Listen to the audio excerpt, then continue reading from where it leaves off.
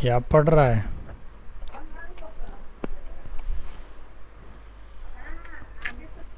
आज आप लोग के एमसीक्यू थोड़ा लिखवा देते हैं 20 को भर। और पीछे का सब कुछ याद कर लिए ना आप लोग? शॉर्टकट की हम लोग कहाँ तक चले थे अंशु?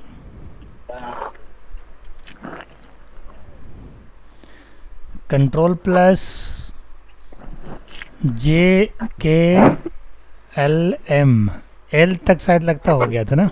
Yes yes sir. हाँ। अभी भैया भैया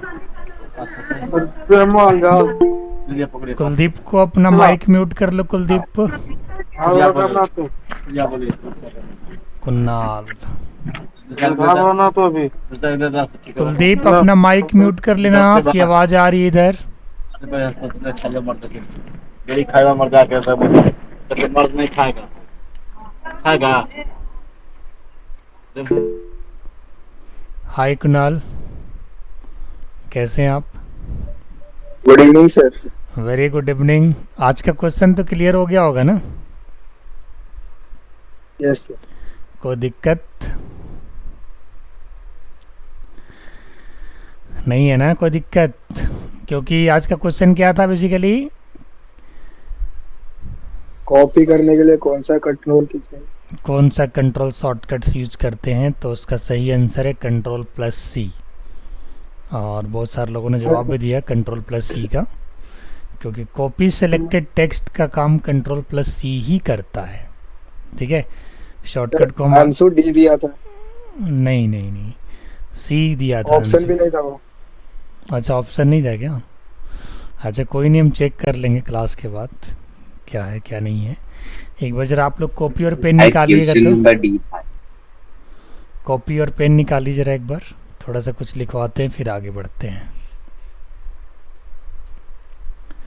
आज एमसीक्यू लिखवाएंगे। हेडिंग में जरा एमसीक्यू डाल दीजिएगा, मल्टीपल चॉइस क्वेश्चन। ठीक है, हेडिंग डालिएगा एमसीक्यू। मैं स्क्रीन शेयर कर देता हूँ।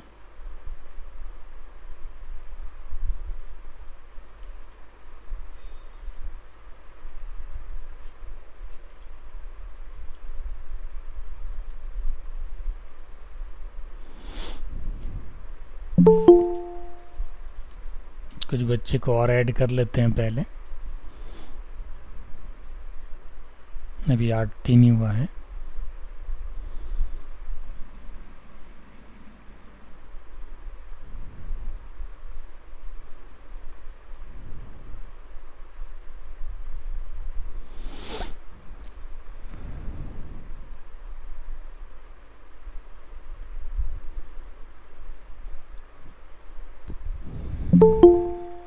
अब अक्षय कुमार,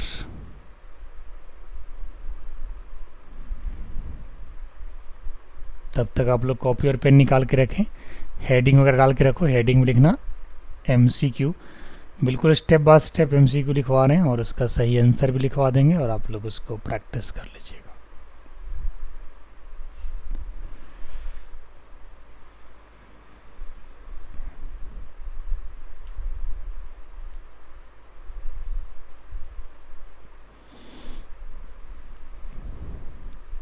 आठ 10 तक की टाइमिंग है।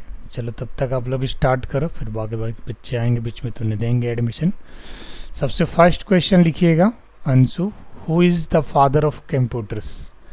ऑप्शन है James Gosling, Charles Babbage, Dennis Ritchie, बी अर्नेस्ट रॉस्टब। इसका सही आंसर होगा ऑप्शन बी, चार्ल्स बेबेज। अभी जो हाँ, अभी जो मैं आपको क्वेश्चन भेज रहा हूँ यहीं से भेज रहा हूँ, तो मैंने क्या सोचा कि बच्चों को पहले वो क्वेश्चन करवा दिया जाए, इसके बाद रेगुलर में पूछा जाएगा। ठीक है, थोड़ा सा सही रहेगा। डायरेक्ट आंसर लिखेंगे ना? ऑप्शन लिख दीजिए, कोई दिक्कत नहीं है, आपको बस पता होना चाहिए। आंसर डायरेक्ट भी लिख सकते हैं, ऑप्शन के साथ भी लिख सकते हैं, जैसे आपको अच्छा लगे। अच्छा से फ्रेश दिख रहा है ना? कोई दिक्कत तो नहीं है?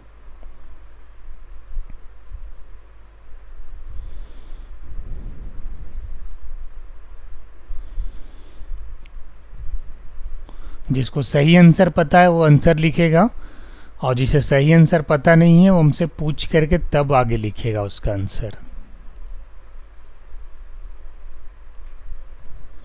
बिल्कुल इम्पॉर्टेंट एमसीक्यू है, वो सारे कंप्यूटर से रिलेटेड एमसीक्यू है।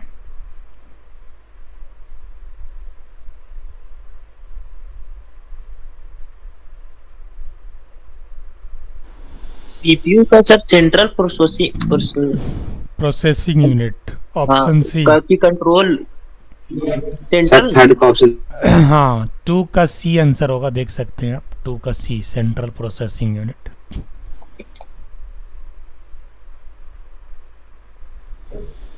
थर्ड का ऑप्शन सी। और ये रहा।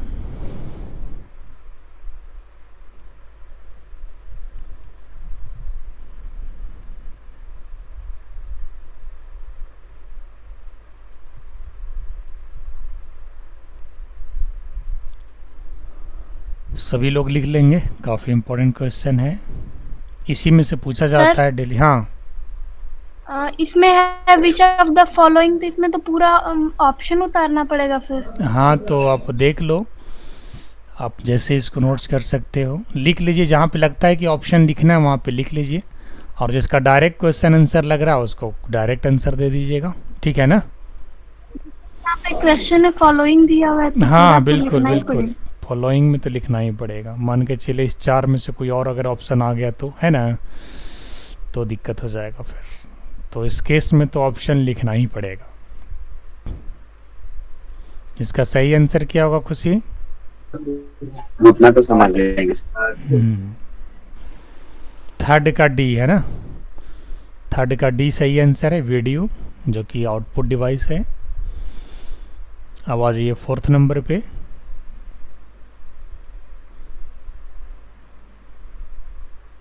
Which of the following computer language is written in binary codes only?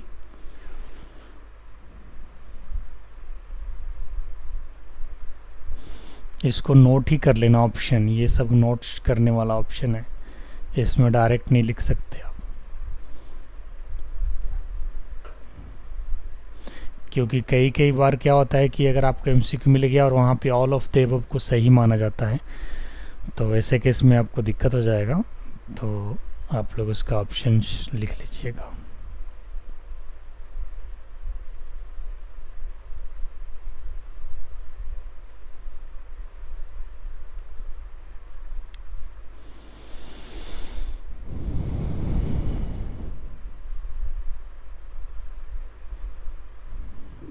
Sir 4 का बी ना होगा सर?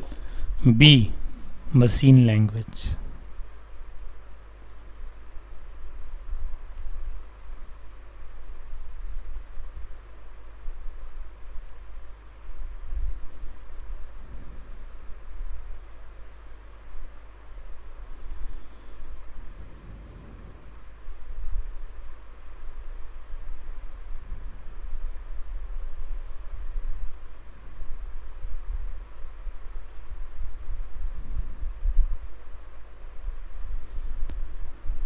इसके बाद 5 पे आइए।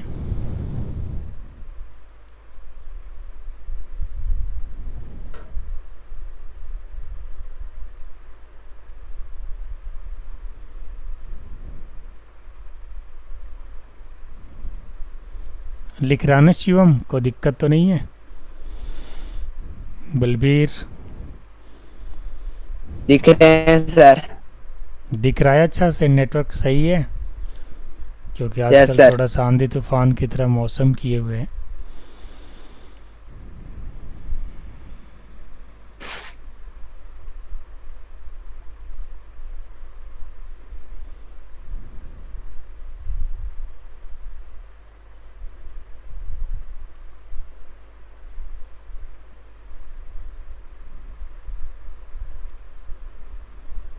सर 6 का ऑप्शन। बढ़िया बढ़िया क्वेश्चन है। अब इसे लिखवा देने के बाद ये फ़ायदा होगा ना कि जब भी अगर हम क्वेश्चन करेंगे तो आप लोग को याद होगा वो चीज़ें। अभी हम कोई नेक्स्ट क्वेश्चन करने से पहले सोचते हैं कि बच्चों को तो कराए नहीं हमने, और अगर पूछेंगे तो फिर दिक्कत होगा, कई लोग इधर उधर से चीटिंग करेंगे, फिर किसी को आता होगा तो जवाब देंगे।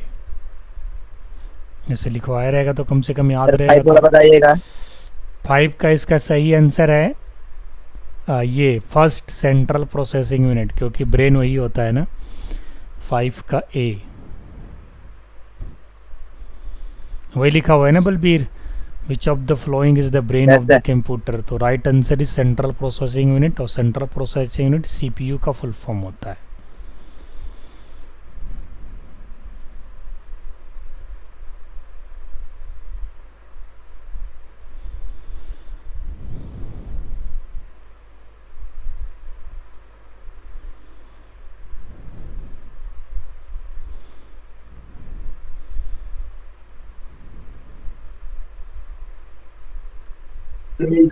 सेवन का क्या होगा?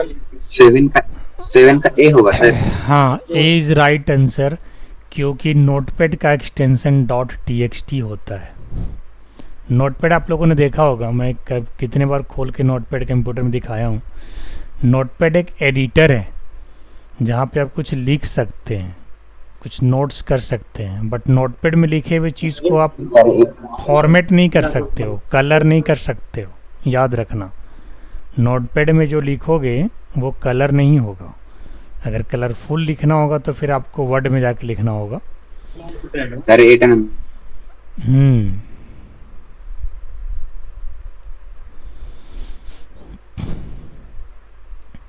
25 लिखवा देते हैं बच्चे, 25 करके, और इसके बाद फिर शॉर्टकट की को कंटिन्यू करेंगे। जब शॉर्टकट की ख़त्म हो जाएगा तो फिर इसके बाद जनरेशन ऑफ कंप्यूटर पढ़ा देंगे, फिर फंक्शन की पढ़ाएंगे। सर 7 के बताइए तो। 7 के first A is the right answer, because notepad का एक्सटेंशन .txt होता है। एक्सटेंशन समझते हैं आप लोग, हर एक फाइल का एक्सटेंशन होता है। जैसे आप वर्ड फाइल को देखे थे लास्ट टाइम, तो वर्ड फाइल का एक्सटेंशन .doc या .docx होता है। एक्सेल का फाइल का एक्सटेंशन .xls होता है। पावर पॉइंट का ppt होता है। पीडीएफ आपको पता ही है, फ़ोटो के लिए jpg होता है या png होता है ना। लेकिन नोटपैड का एक्सटेंशन क्या होता है? .txt। हर एक फाइल एक्सटेंशन के नाम से इसको पता चलता है कि किस टाइप की फ़ाइल है। आपको मैं दिखाऊंगा कि एक्सटेंशन कैसे चेक किया जाता है, तो थोड़ा और ज़्यादा समझ में आएगा। नोटपैड फाइल की एक्सटेंशन को चेक करने के लिए बताऊंगा कि किस प्रकार से चेक किया जाता है, तो आपको और अच्छे से क्लियर हो जाएगा। चाहे किसी भी फाइल की एक्सटेंशन को आपको चेक करने के लिए बता देंगे, काफ़ी आसानी होगी। आप फाइल के एक्सटेंशन से पता लगा सकते हो कि किस टाइप की फ़ाइल है।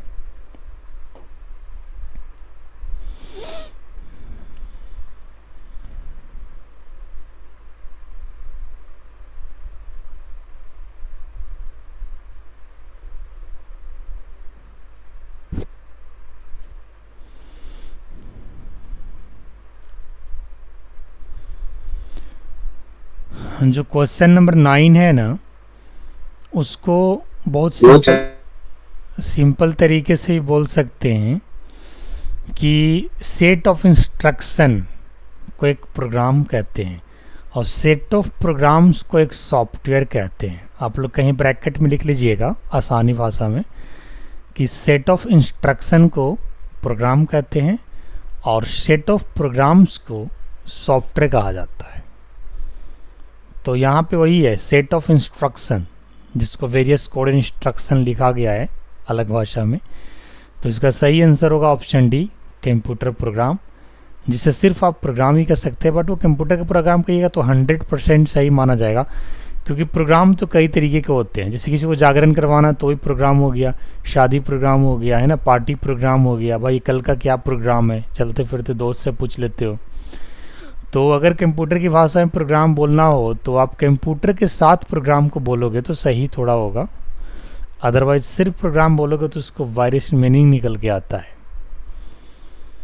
ठीक है, 10 number ALU stands for arithmetic logic unit, हो गया। First number. 10 का ए, एक बार 1 to 10 मिला लीजिए, फिर हम नेक्स्ट स्लाइड पे चलते हैं।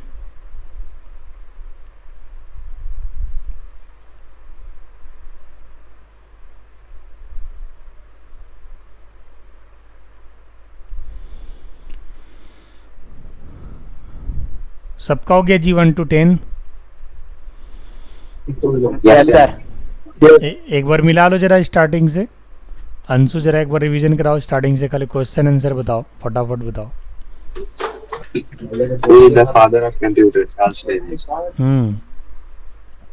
ऐसे बोलना है, इसका सही आंसर होगा Charles Babbage. What is the full form of CPU?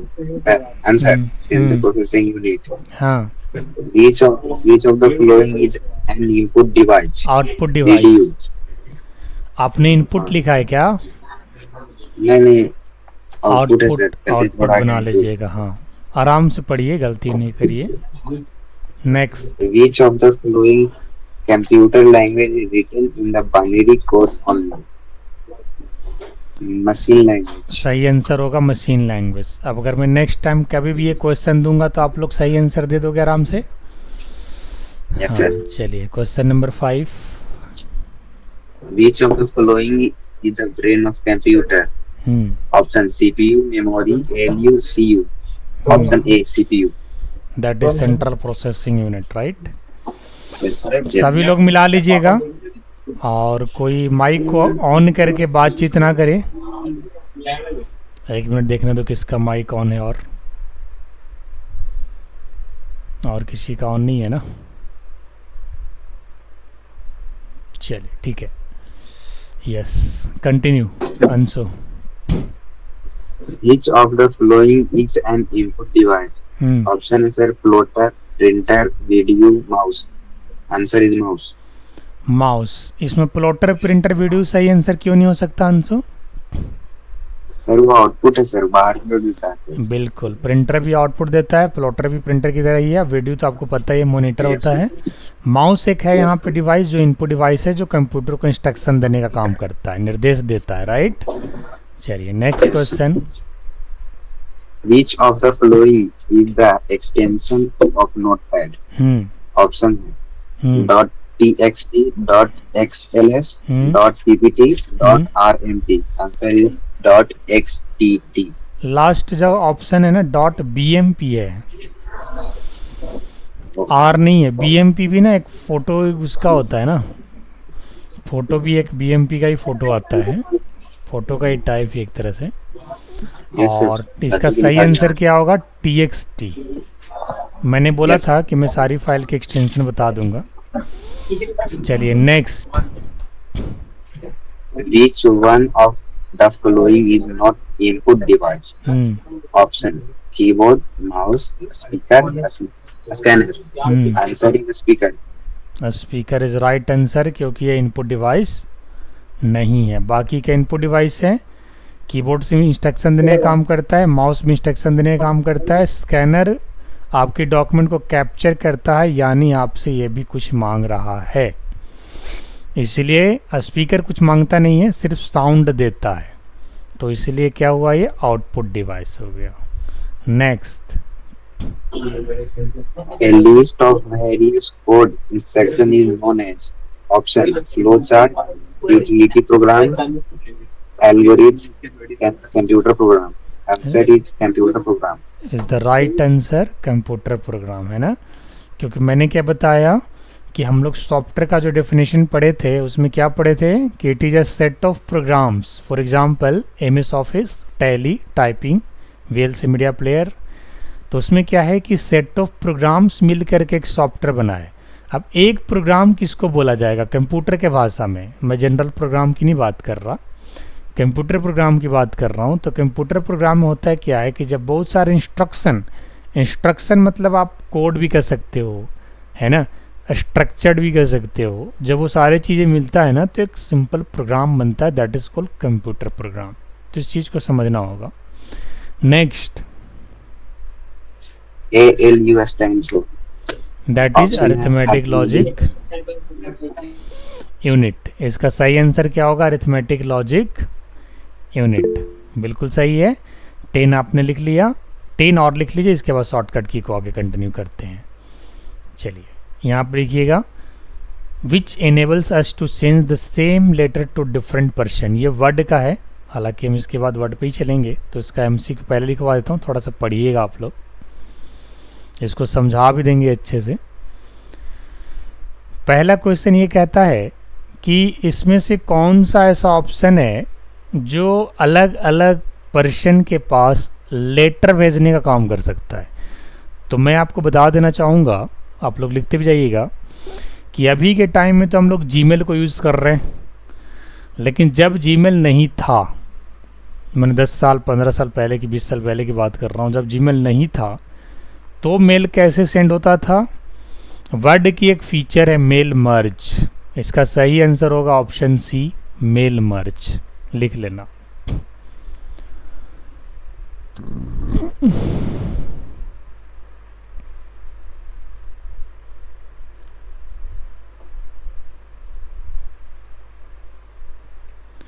Mail merge को यूज़ करके हम लोग अलग अलग पर्सन के पास लेटर भेज सकते हैं। अब मैं क्वेश्चन क्या कर सकता हूँ, हालांकि एमसी को जब ग्रुप में डालूंगा तो हो सकता है यही डाल दूँ। सर हाँ बोलिए। सर मेरा भी एक फ्रेंड ज्वाइन करना चाहता है सर क्लास में। ज्वाइन करवाओ, लिंक दे दे सर। भेज दीजिए और उसको बोलिए कल मेरे से बात कर लेगा। उसका जी सर, नंबर नंबर मेरे दे पास देंगे। भेज देना। हाँ, कहाँ है? गुडारू का है क्या?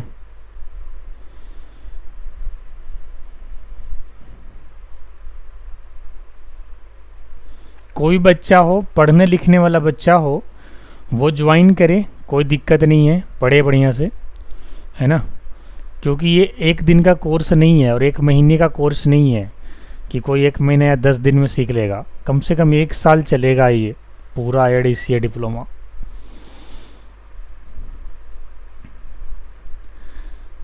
आगे बढ़ें, नेक्स्ट लिखिएगा। Which can be use for quick access to commonly used commands and tools. इसका मतलब ये है कि इनमें से कौन सा ऐसा ऑप्शन है, मैं एक बार उसकी ज्वाइनिंग दे देता हूँ। ज्ञानेंद्र ज्ञानी, ज्ञानेंद्र ज्ञानी बेसिकली कहाँ से बिलोंग करते हैं?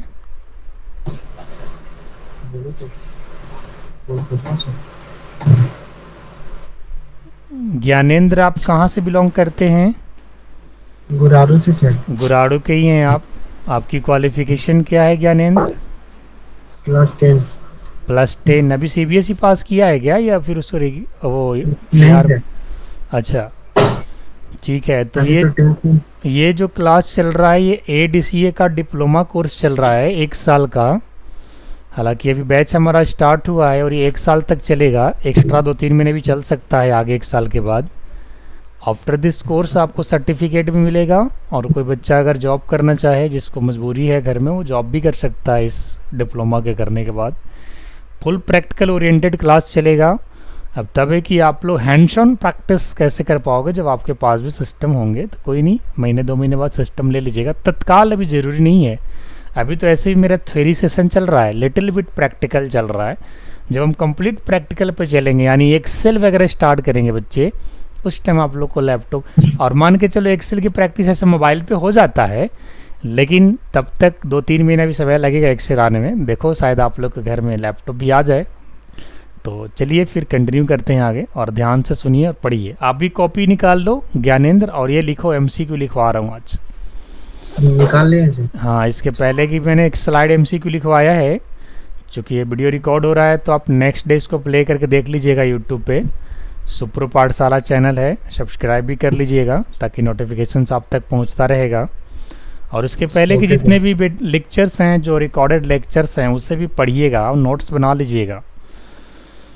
ठीक है, हम आपको मौका देंगे पढ़ने के लिए। अगर कोई डाउट्स होगा तो आप पर्सनली मुझे कॉल करके, मैसेज करके, ग्रुप में मैसेज करके कैसे भी क्लियर कर सकते हैं। डाउट्स किसी को नहीं होना चाहिए बच्चे, हिंदी में, इंग्लिश में, किसी भी तरीके से हमसे बात करके आप डाउट्स क्लियर कर सकते हैं। बस रिक्वेस्ट आप लोग से यही करूँगा कि आप लोग क्लास में पंक्चुअल रहिए, रेगुलर रहिए, टाइम पे रहिए, पढ़ाई अच्छे से करिए, मन लगाए करिए। ठीक है, ध्यान से पढ़िएगा, बहुत कुछ सीखने को मिलने वाला है।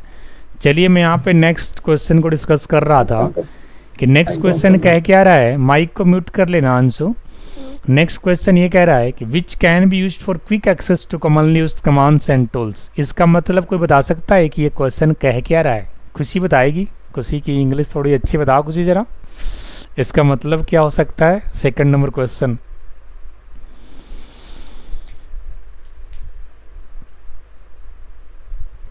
कोई बता सकता है बच्चे सर, इस ग्रुप में? किसी को पता है क्या, या मैं बताऊं?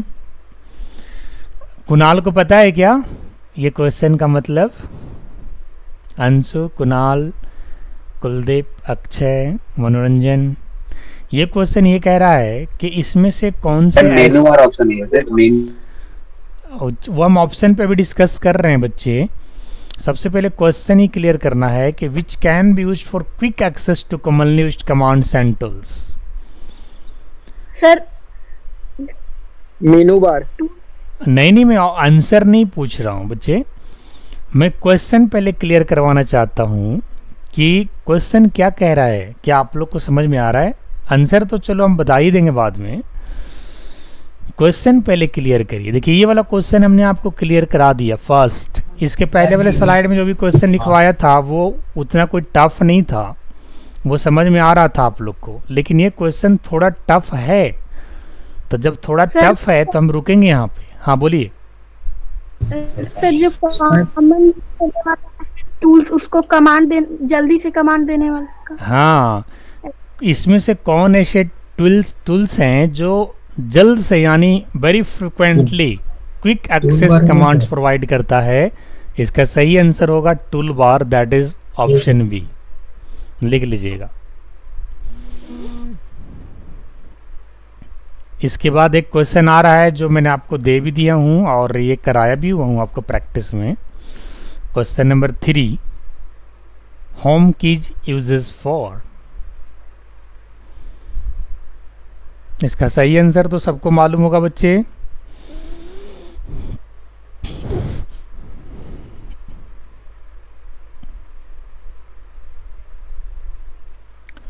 मैं आप लोग को 1 जून को सभी बच्चों को जो कंटिन्यू 1 महीने क्लास ले लेंगे, इनको 1 जून को सुप्रो पाठशाला की वेबसाइट पे रजिस्ट्रेशन कर दूंगा।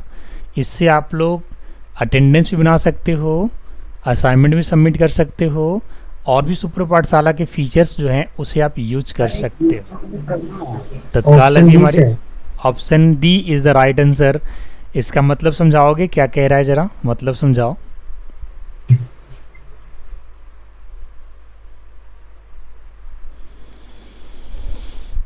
सर समझाइए, मतलब खुशी जो भी सर समझाना मेन चाहते हैं। पेज से जो होम पेज पे जाए, सर ये जो माउस का पॉइंटर को बिगिनर से पूरे पैराग्राफ को सेलेक्ट करने के लिए। ये कह रहा है, क्वेश्चन ये कह रहा है कि आप सभी को पता है कि कीबोर्ड में एक होम बटन होता है, पता है सबको? होम बटन Yes, होता sir. है कीबोर्ड में, मैंने दिखाया था, एक बार और दोबारा दिखा दूं या सबको पता है कि होम बटन होता है, होम और एंड? पता है सर। हाँ, मैंने कराया भी था होम और एंड। अब वो होम बटन क्या करता है वो एक क्वेश्चन कह रहा है। होम यानी कीज, होम कीज यानी home button of your keyboard.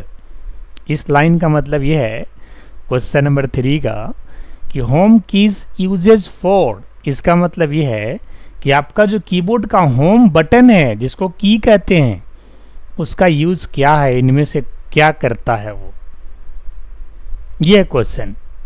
अब बताइए आप लोग कि होम बटन बेसिकली क्या करता है कि मान के चलो अगर आपका पॉइंटर लास्ट में है तो उसी लाइन के फर्स्ट में ला करके पॉइंटर को रख देता है, उसी लाइन के, पैराग्राफ के नहीं, स्क्रीन के नहीं। मान के चलो हमने अगर पॉइंटर को नीचे रख दिया, राइट डाउन कॉर्नर पे रख दिया, यानी यहाँ पे रख दिया, तो क्या मेरा माउस होम पे क्लिक करने के बाद यहाँ पे आ जाएगा? नहीं आएगा।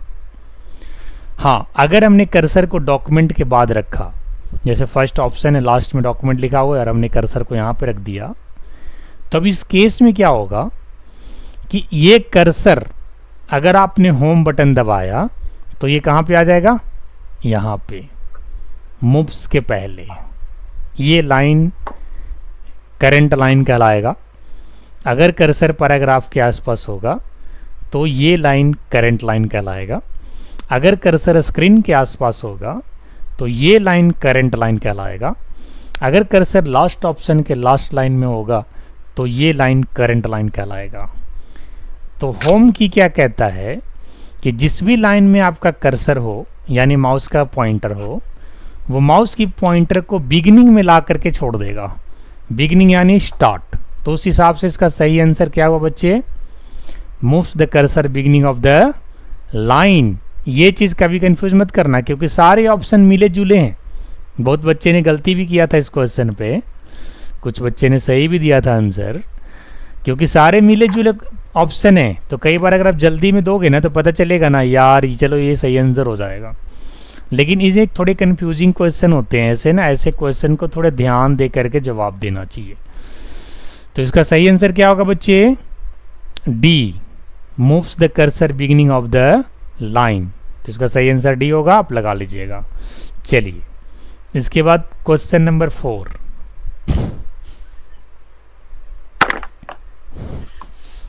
क्वेश्चन नंबर 4 का पहले अर्थ समझाएंगे, इसके बाद ऑप्शन पर डिस्कस करेंगे, फिर आंसर बताएंगे। हर क्वेश्चन का मीनिंग जानना जरूरी है। ऐसा नहीं कि कॉपी में लिख लिया, अब वो हार्ड इंग्लिश हमको समझ में नहीं आ रहा, तो वैसे क्वेश्चन को तो फिर आप लोग लास्ट में क्या करोगे, रटोगे, रटे हुए चीज़ को भुला जाओगे। और अगर आपने क्वेश्चन को समझ लिया, अपने भाषा में समझ में आ गया, तो कभी नहीं भुलाओगे, वो याद रहेगा। और रट के अगर आपने याद किया तो 2 दिन 4 दिन में रटे हुए चीज़ को भूल जाओगे। इसलिए समझ जाओगे तो जल्दी नहीं भूलोगे, कुछ दिन, कुछ महीने, कुछ साल तक याद रहेगा। और प्रैक्टिस में रहोगे तो हमेशा याद रहेगा, जैसे मुझे याद रहता है। क्वेश्चन नंबर 4 क्या कह रहा है, कोई समझाएगा इस क्वेश्चन को बच्चे, या फिर लास्ट में समझाऊं?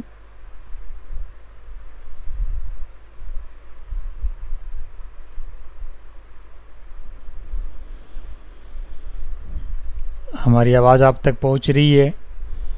तो अगर कोई क्वेश्चन ये समझा सकता है तो प्लीज़ समझाने की कोशिश करें। खुशी, आवाज़ जा रही है? सही क्वेश्चन बोल रहा है कि कौन सा ऑप्शन जो है कॉपी करने के लिए बेस्ट, क्विक कॉपी मतलब फास्ट कॉपी करने के लिए। क्वेश्चन तो यही कह रहा है। कौन बताया? अंशु बताया। क्वेश्चन तो यही कह रहा है कि भाई इसमें से कौन सा ऐसा ऑप्शन है जिससे आप फास्ट कॉपी कर सकते हो। क्विक मतलब फास्ट, तेजी से। समझ गया बलवीर?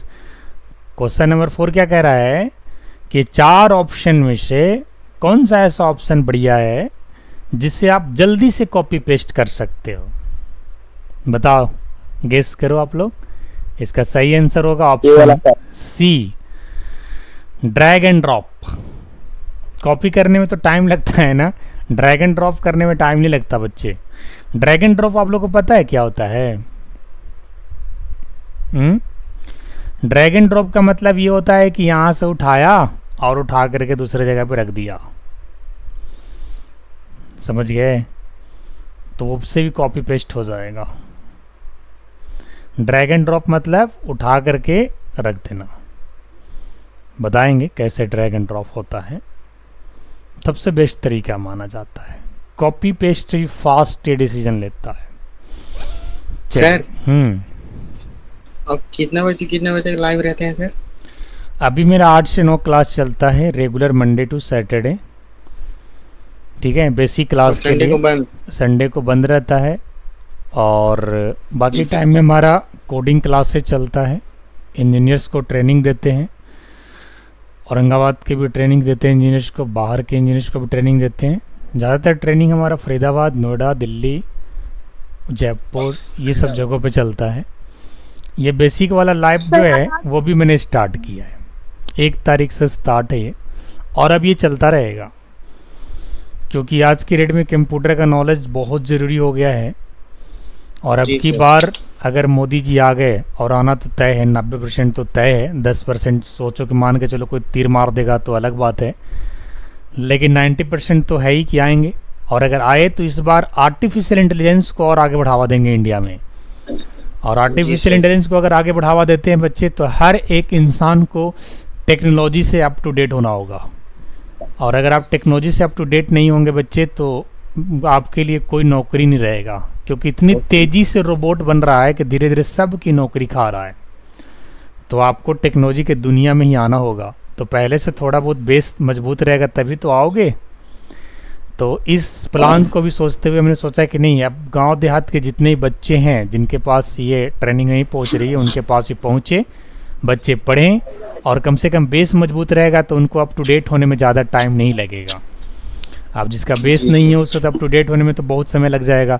तो आने वाले समय को देखते हुए बेसिक क्लास अब हमेशा चलेगा, ठीक है, क्योंकि बच्चा का जब बेसिक आएगा तभी तो आगे जाके कोडिंग करेगा, तभी तो आगे जाकर रोबोट बनाएगा। और वो रोबोट क्या करेगा? गेहूं काटेगा। वो रोबोट क्या करेगा, है ना, वो रोबोट सारा काम करता है, टीचर का भी काम कर देता है, पेट्रोल भरने का भी काम कर देता है। अभी दूसरे देशों में जाओगे ना कहीं कहीं तो आपको पता चलेगा पेट्रोल पंप पे इंसान नहीं है, रोबोट है वहाँ पे। जैसी गाड़ी लगाओगे ना वो खुद ही रोबोट जाता है और आपकी पेट्रोल की टैंक को खोल देता है और पेट्रोल भर देता है। आपको खाली बटन दबाना है कितने लीटर आपको पेट्रोल चाहिए, दैट्स इट। कितना फास्ट वर्क हो रहा है। और अगर आप लोग ये सोचोगे कि यार ये तो रोबोट तो सबकी नौकरी खा गई, तो क्या करोगे भाई? आज नहीं तो कल आपको अवेयर होना ही पड़ेगा, और नहीं अवेयर होगे तो बात तो सही है, क्योंकि कंपनी खुली है पैसे बचाने के लिए। अब पेट्रोल पंप पे अगर रोबोट एक काम कर देता है सारा, तो इंसान को रख के सैलरी देना क्या ज़रूरी है? यस या नो? अगर इंसान को पेट्रोल पंप पे रखा जाएगा तो उसकी तनख्वाह बनेगी कि नहीं बनेगी? और रोबोट को तो कोई तनख्वाह ही नहीं देना है, वो तो एक मशीन है। एक बार बैटरी उटरी सेट कर दो, चार्ज कर दो, रोबोट अपना काम करेगा, सारा कोडिंग पे बेस्ड है। तो पेट्रोल पंप खुली है पैसे कमाने के लिए, चाहे कंपनी खुली है पैसे कमाने के लिए, हर कोई पैसे कमाने के लिए बिजनेस करता है। तो पैसे बचाना ही तो सबसे बड़ा चीज़ है। अगर पैसे बच रहा है तो बचा लो। जहाँ पे मान के चलो बहुत बड़ा पेट्रोल पंप है, बहुत बड़ी कंपनी होगी, वहाँ पे 1,000 कर्मचारी, 10,000 कर्मचारी जहाँ पे काम कर रहे होंगे, वहाँ पे रोबोट काम कर देगा। अब उनकी 10,000 की जो तनख्वाह जो जाती थी वो तनख्वाह बच जाएगी कंपनी को। और यही हो ही रहा है, स्टार्ट हो चुका है इंडिया में। हम लोग क्या है कि औरंगाबाद बिहार में जो हम लोग हैं, तो हम लोग क्या है कि हम लोग को जो स्टेट है वो उतना डेवलप्ड नहीं है, समझ गए? यहाँ के विद्यार्थी मेहनती ज़रूर हैं, मेहनत करते हैं, लेकिन हमारा स्टेट उतना डेवलप्ड नहीं है। अगर हमें अच्छा जॉब चाहिए होता है, 1,00,000 2 लाख का जॉब चाहिए होता है महीने का, तो हमें बिहार छोड़ करके बाहर जाना होता है। ये यूनिवर्सल ट्रुथ है। इसका रीज़न मेन पॉलिटिक्सियन ही है, क्योंकि हमारे पास ऐसे चीज़ों की कमी थी नहीं, लेकिन लोगों अपने स्टेट को ना बढ़ावा दे करके परिवार को बढ़ावा दिया। ये यूनिवर्सल ट्रूथ है और आप लोगों को सभी को पता है। रीजन आज ये हुआ कि बिहार में जॉब की कमी है, मतलब बहुत ज़्यादा काम करोगे तब जाके 10-15 हज़ार रुपये मिलेगा। तो 10-15 हज़ार रुपये क्या है आज के ज़माना में? कुछ नहीं है। बैचलर लाइफ में तो चलो काट भी लोगे, लेकिन शादी हो जाएगा, बाल बच्चे हो जाएंगे, 15 हज़ार कहाँ जाएगा पता भी नहीं चलेगा। इसलिए आप लोग आने वाले सिचुएशन के हिसाब से अपने आप को तैयार करिए कि कभी अगर ऐसा मौका आया तो अपने अभी अपना दिखाओगे, आपके अंदर जो भी जुनून है उसे आप दिखाओगे। हालांकि बिहार के लोग बहुत दूर दूर तक गए हुए हैं और काम भी कर रहे हैं। IAS IPS भी यहाँ से निकले हैं, और USA में अधिकतर इंजीनियर्स जो हैं वो बिहार के ही हैं, यूपी के ही हैं। दिल्ली में भी, चाहे गुड़गांव में, हर जगह इंजीनियर्स ने बिहार और यूपी के हैं। IAS IPS बिहार और यूपी के हैं, ठीक है। तो मेहनत में कोई कमी नहीं, बट हमारे यहाँ के IAS IPS बाहर क्यों जा रहे हैं ये कोई सवाल ही नहीं पूछता है। दिल्ली वाले हमारे पास क्यों नहीं आते? बेंगलोर वाले हमारे पास IAS IPS इधर क्यों नहीं आते हैं? अच्छे इंजीनियर्स इधर क्यों नहीं आते? क्योंकि इधर अपॉर्चुनिटी नहीं है, इधर उस टाइप का कोई साधन नहीं है। तो थोड़ा सा तो दिक्कत है बच्चे, लेकिन पढ़े रहोगे तो कहीं भी आप स्टैंड कर लोगे, ठीक है। तो चलिए नेक्स्ट क्वेश्चन पे चलते हैं। Question number 5, Microsoft word is a. इसका सही आंसर क्या होगा बच्चे? ये भी हमने क्वेश्चन दिया था आप लोग के ग्रुप में। It is a computer application program. क्योंकि वर्ड जो है ना एक ऑफिस का टूल है। क्या है? ऑफिस का टूल है। तो उस हिसाब से ऑफिस को क्या बोलते हैं खुशी? ऑफिस क्या है? एक सॉफ्टवेयर है, कंप्यूटर सॉफ्टवेयर। और वो सॉफ्टवेयर कई सारे प्रोग्राम्स को मिलके बनाए गए हैं। कई सारे प्रोग्राम्स कहने का मतलब वर्ड है, एक्सेल है, पावर पॉइंट है, एक्सेस है, आउटलुक है उसके अंदर, है ना। तो सारी चीज़ों के टूल्स को इकट्ठा करके एक पैकेज तैयार किया गया और उस पैकेज को सॉफ्टवेयर बोलते हैं। तो सिर्फ वर्ड क्या कहलाएगा? एक एप्लीकेशन प्रोग्राम कहलाएगा, ठीक है। आप बाद बाकी जब आपको सॉफ्टवेयर और अच्छे से पढ़ाएंगे तो उसके टाइप्स पढ़ाऊंगा, जिसमें सॉफ्टवेयर को 2 टाइप में डिवाइड किया गया है, एक एप्लीकेशन सॉफ्टवेयर और दूसरा सिस्टम सॉफ्टवेयर, ठीक है। तो सिस्टम सॉफ्टवेयर के बारे में भी चर्चा करेंगे, बट स्टेप बाय स्टेप तो चलिए ये क्वेश्चन क्लियर हो गया सभी को, इस क्वेश्चन में कोई दिक्कत नहीं है। नेक्स्ट क्वेश्चन पे चलिए, what is MS word used for.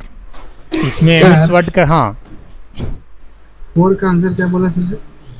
4 का आंसर इसका होगा यहाँ पे ड्रैग एंड ड्रॉप।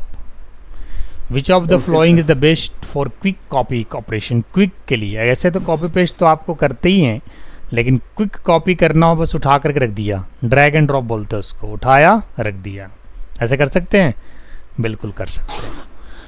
चलिए, माइक्रोसॉफ्ट वर्ड क्या है? एक एप्लीकेशन प्रोग्राम है। 6th में आ जाइए, what is MS word used for. अब इसमें से एमएस वर्ड का क्या काम है बताओ जरा।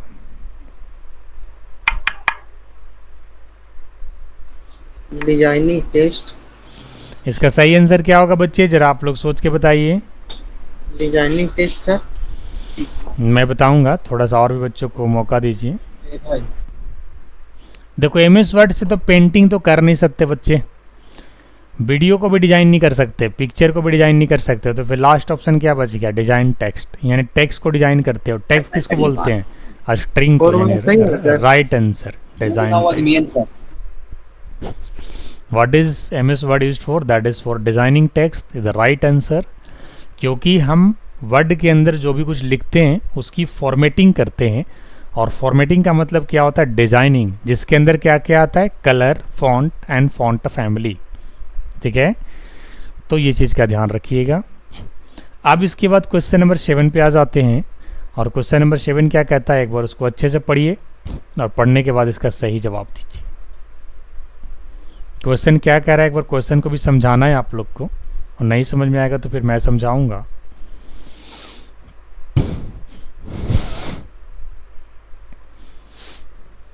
ये क्वेश्चन थोड़ा सा न्यू भी होगा आप लोगों के लिए, क्योंकि इसमें ऑप्शन जो है कुछ नया ऑप्शन भी है। अगर किसी ने वर्ड थोड़ा बहुत पढ़ा होगा तो वो शायद इसका जवाब दे पाए, और अगर किसी ने वर्ड नहीं पढ़ा है तो शायद ही जवाब दे पाए। ये क्वेश्चन क्या कह रहा है, कुछ समझाएगा? क्वेश्चन को समझाओ जरा। राजा, क्या कह रहा है क्वेश्चन?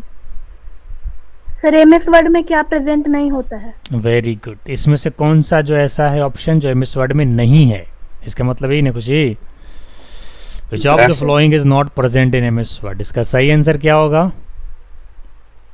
वो नहीं पता है। ब्रश होगा, क्योंकि देखिए फॉन्ट साइज तो आपने देखा ही, ब्रश नहीं रहता है सर। और मार्जिन भी आपने देखा ही, मार्जिन मैंने आपको दिखाया था, लेफ्ट मार्जिन, राइट मार्जिन, एक बार फिर से दिखा देंगे। और वर्ड काउंट भी कर सकती हो। अगर आप देखोगे वर्ड जब आप लिखते हो तो लेफ्ट बॉटम कॉर्नर पे कितने वर्ड आपने लिखा वो दिखाता रहता है, कभी ध्यान से देखिएगा। जब एमएस वर्ड खोल करके लिखना शुरू करोगे तो नीचे यानी बॉटम, लेफ्ट बॉटम यानी बाएं साइड आपको पेज काउंट और वर्ड काउंट दोनों दिखाएगा। तो वर्ड काउंट भी होता है, फॉन्ट साइज तो आपने देखा ही है, घटाया बढ़ाया है, पेज की मार्जिन भी आपने देखा है, left right top bottom 4 margin होता है, और आपने चारों मार्जिन देखा है। और अगर आपने नहीं देखा है तो एक बार फिर से इसको दिखा देंगे। तो इसमें से क्या नहीं है, तो brush is the right answer, और आप इसको देख सकते हैं, brush is the right answer. क्योंकि ब्रश इसमें से अवेलेबल नहीं है तो इस क्वेश्चन का आंसर क्या होगा? ऑप्शन सी।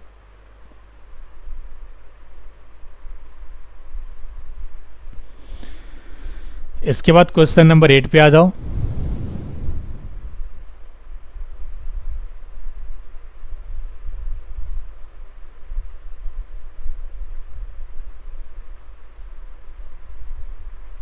एट में लगता है कि डी होगा सर। अभी आते हैं, डिस्कस करते हैं। हर एक क्वेश्चन जो नया है उसको डिस्कस करना बहुत ज़रूरी है।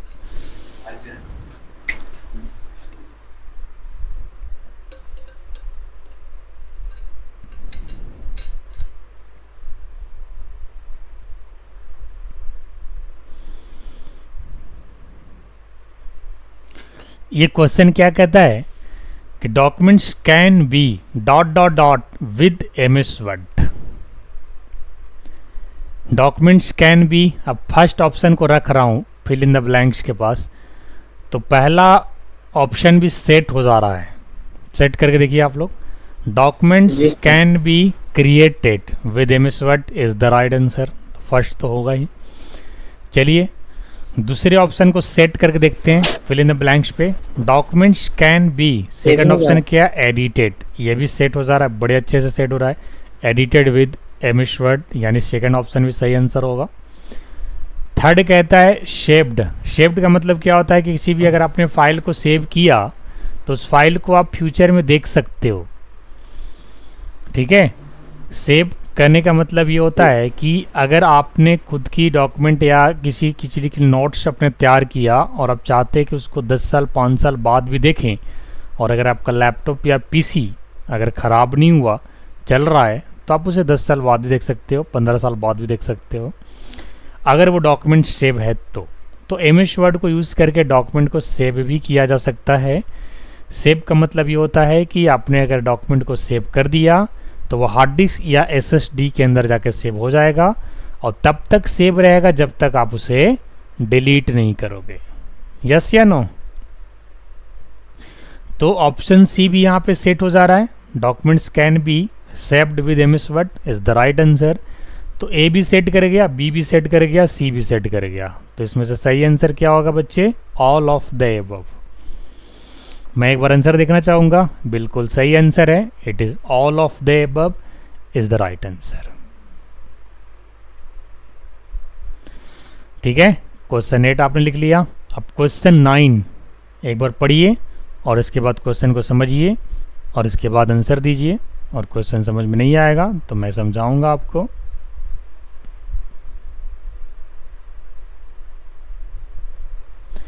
क्वेश्चन 9 क्या कह रहा है?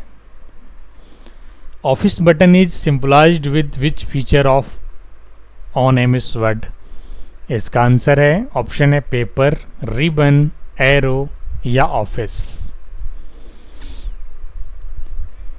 बेसिकली इसमें से सही आंसर क्या होना चाहिए बच्चे? रिबन आप लोगों ने देखा है, मैंने दिखाया था आप लोग को रिबन, शायद आप लोग को याद हो या नहीं हो। ऊपर में जो मेनू जो रहता है ना, वो रिबन के ऊपर ही होता है। ऑफिस बटन क्या हो गया? एक मेनू हो गया। ठीक है, ऑफिस बटन क्या हो गया? एक मेनू हो गया। और किस पे सिंबलाइज रहता है? रिबन पे। मैं आपको इसकी प्रैक्टिकल अभी दिखाऊंगा इस क्वेश्चन के बाद।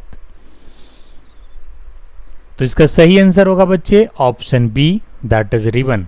और ये क्वेश्चन की प्रैक्टिस में करके भी दिखाऊंगा, क्योंकि आप लोग को बताना जरूरी है कि ऑफिस बटन किसको कहते हैं और रिबन किसको कहते हैं।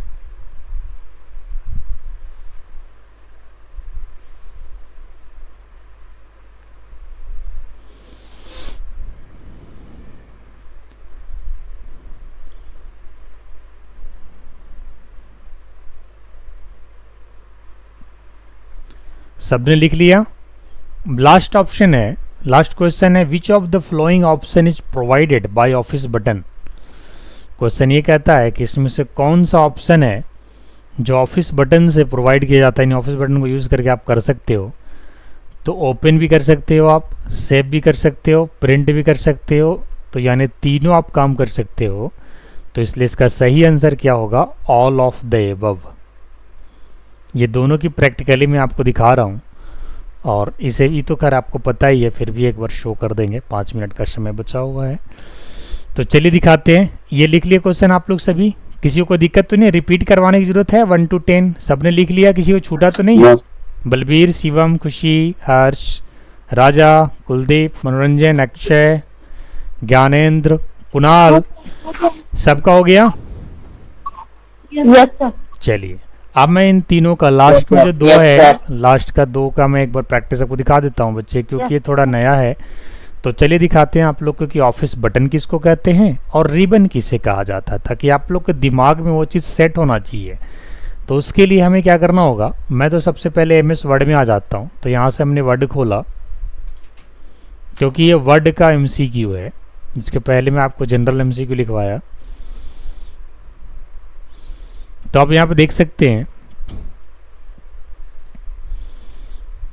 देखिए इसे रिबन बोलते हैं बच्चे। इसे क्या बोलते हैं? रिबन। क्या बोलते हैं? रिबन। आप लोग को दिख रहा है बच्चे रिबन?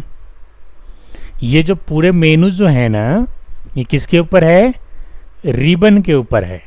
यानी अगर ये वर्ड है तो ये रिबन है। ठीक है, अब यहाँ पे क्या है, अब मैं आपको दिखाता हूँ सारी चीज़ें। मैंने मार्जिन की बात की थी, अभी देखिए कर्सर आपका कहाँ पे लिंक कर रहा है, यहाँ पे, क्योंकि ये टॉप से इतनी मार्जिन लिया हुआ है। अगर इसकी मार्जिन हम थोड़ा घटाते हैं तो ये टेक्स्ट हमारा ऊपर की ओर भागेगा। देखिए मार्जिन यहाँ से कम कर रहे हैं, टॉप मार्जिन, यस देखिए कम हुआ, this is called top margin. अगर मुझे लेफ्ट से थोड़ी मार्जिन कम करनी है तो यहाँ पे ऐसे माउस को पकड़ोगे और ये डमरू को ना इस तरीके से एरो की जब बनेगा, ऐसे एरो की बनेगा तो पकड़ के इसे क्लिक करके ड्रैग करना है। तो ये लेफ्ट मार्जिन भी हमने कम कर दिया। मैंने क्या कहा था कि टोटल 4 मार्जिन होता है, तो अभी आपको लेफ्ट दिखाया, इसके पहले टॉप दिखाया, अब आप नीचे देखोगे तो ये बॉटम मार्जिन है, ठीक है, और ये राइट मार्जिन है, दिस इज राइट मार्जिन। तो मार्जिन देख लिया आपने, रिबन देख लिया आपने। अब देखिए आप, ये रहा ऑफिस बटन।